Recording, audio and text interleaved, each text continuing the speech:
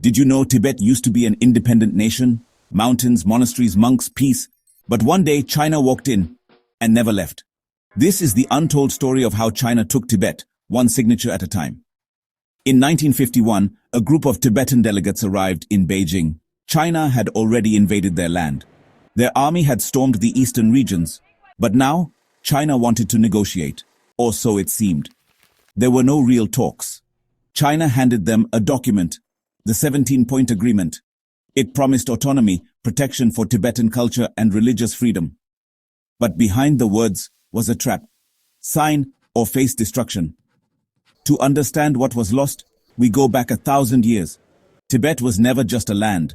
It was a culture, a kingdom, a spiritual power. By the 7th century, Tibet had its own empire. They even fought China and captured its capital once. In 821, Tibet and China signed a peace treaty. You can still see it today, engraved on a stone in Lhasa. It said, "Tibetans shall be happy in Tibet. Chinese shall be happy in China." Simple, clear, equal. By the 1500s, a new leader emerged, the Dalai Lama, both spiritual and political. By the 1600s, the 5th Dalai Lama became a powerful figure. He met China's Qing emperor, who honored him. But the big question remained, was Tibet independent or a vassal of China? Tibet said independent. China said not. In 1949, China became communist. Mao Zedong came to power, and he wanted Tibet. At first, they tried diplomacy. When that failed, they sent troops. In 1950, Chinese forces attacked Chamdo in eastern Tibet. Tibetan troops were no match. China's army had millions. Tibet had monks with rifles.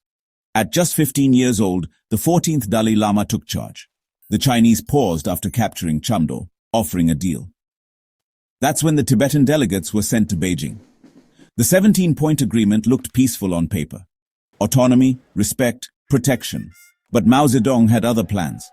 He didn't just dislike religion, he wanted to erase it. Monasteries were destroyed. Freedom turned into occupation. In 1959, China invited the Dalai Lama to a performance, with one condition: no bodyguards. Tibetans sensed a trap. Thousands surrounded his palace. Soon, the Dalai Lama disguised himself as a soldier and escaped Tibet. He walked for 2 weeks. On March 30th, 1959, he appeared in India. What followed was brutal. China cracked down on rebels. Thousands were killed. Monks were executed. Culture was erased. The world mostly stayed silent. Only the CIA secretly trained some rebels for a few years. But today, the Dalai Lama lives in exile in Dharamshala, India. Tibet remains under China's firm grip. Today, Tibetans still dream of their homeland. But an entire generation has grown up in exile. They've never seen Tibet. They only know the stories. The Dalai Lama is 87 now. Will he name a successor? Or will China pick their own? Tibet lost its land. But it kept something even more powerful: its identity. If you believe this story deserves to be heard, leave a comment, share it, and don't forget to subscribe for more powerful stories from history and geopolitics.